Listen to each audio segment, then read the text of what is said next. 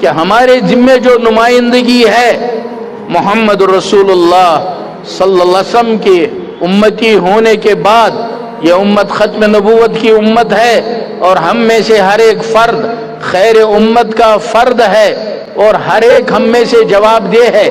آپ خوشی سے اسٹیڈیم میں جائیں، لیکن رول کال ہوتے ہی ہمارا جوان اپنے کیپٹن سے کہہ دے، صاحب میں غلام محمد ہوں، میرے پاس پابندیاں ہیں، میں اپنے گھٹنے کو نہیں کھول سکتا۔ ہمارے مردوں کا سطر ناف سے لے کر گھٹنے تک ہے، یہ وہاں اسی نمائندگی کے ساتھ جائے۔ اسٹیڈیم میں جانا آپ کے لیے ممنوع نہیں۔ آپ دفتر میں گئے، آپ وہاں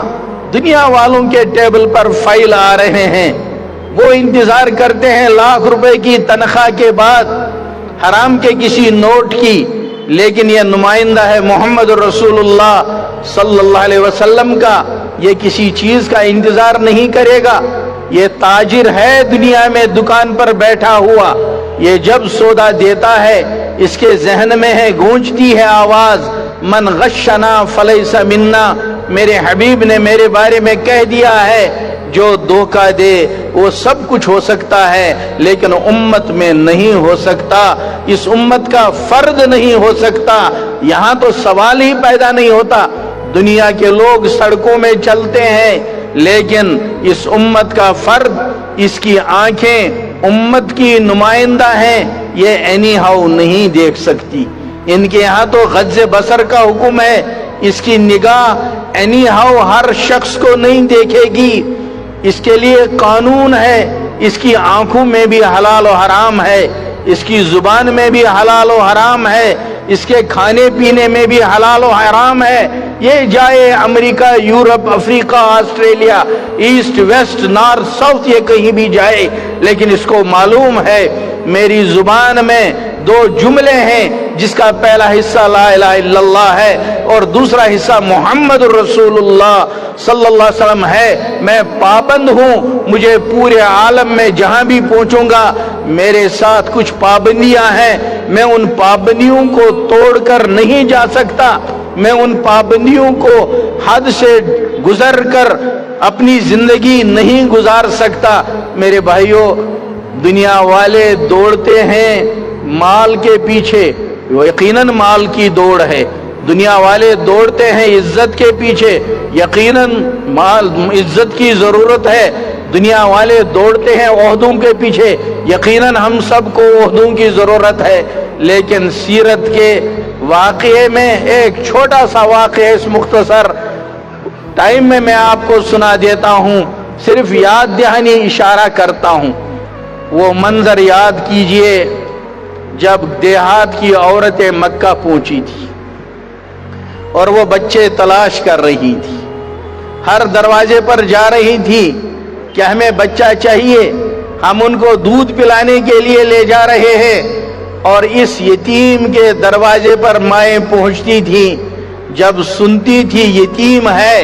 تو ہر ایک سر جھکا کر چپکے سے واپس نکلتی تھی کہ دنیا کا مال یہاں ملنے والا نہیں ہے، عزت اس گھر میں ملنے والی نہیں ہے، عہدے کا تو یہاں نام و نشان نہیں ہے۔ آپ کو یاد ہے واقعہ، آخر میں جب حلیمہ آئی ہیں اور حلیمہ نے اپنے شوہر سے مشورہ کیا ہے کہ ہماری اونٹنی دبلی پتلی،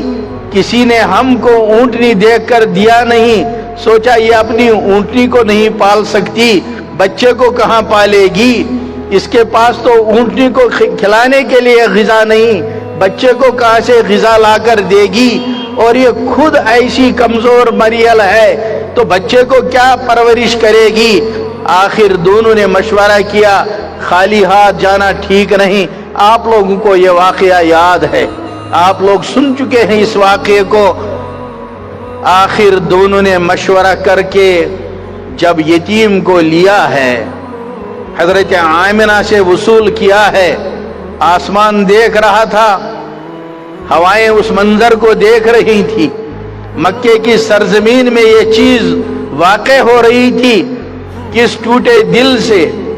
حلیمہ نے اس بچے کو گود لیا، किस टूटे दिल से आमिना ने यतीम को सुपुर्द किया। लेकिन मेरे भाइयों, आपकी सीरत कोई किस्सा कहानी नहीं है। आपकी सीरत तो क़यामत की सुबह तक के लिए नमूना है, उसवे हसना है। आप खुद जानते हैं, इस यतीम को गोद लेते ही हलीमा की किस्मत बनी या बिगड़ी, हलीमा पर बोझ पड़ा या हलीमा का बोझ हल्का हुआ, हलीमा का घर तरक्की की तरफ गया या तनज़्ज़ुल की तरफ गया, हलीमा का कबीला चमका या नहीं चमका। अगर इज्जत को देखोगे भाइयों, हलीमा के साथ जितनी औरतें थी जिन्होंने बड़े बड़े बच्चे लिए, आज दुनिया में उनका नाम जानने वाला कोई नहीं। नाम लेना तो दूर की बात है, लेकिन हलीमा सादिया का नाम आते ही दुनिया वालों के दिल मोहब्बत से भर जाते हैं। आप सोच सकते हैं उस टाइम को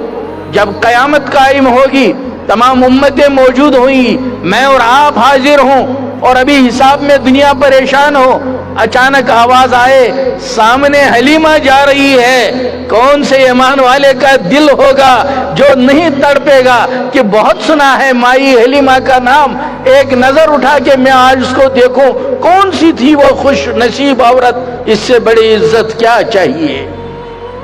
और वो बरकतें जो हलीमा के मोहम्मद को गोद में लेने पर मिली हैं, आप खुद जानते हैं, मुझे नहीं सुनाना है। वो मरियल ऊंटनी, उसकी रफ्तार, वो तो सीरत को खोल पर पड़ी है। काफिले वालों को शक हुआ, हलीमा का किसी हकीम से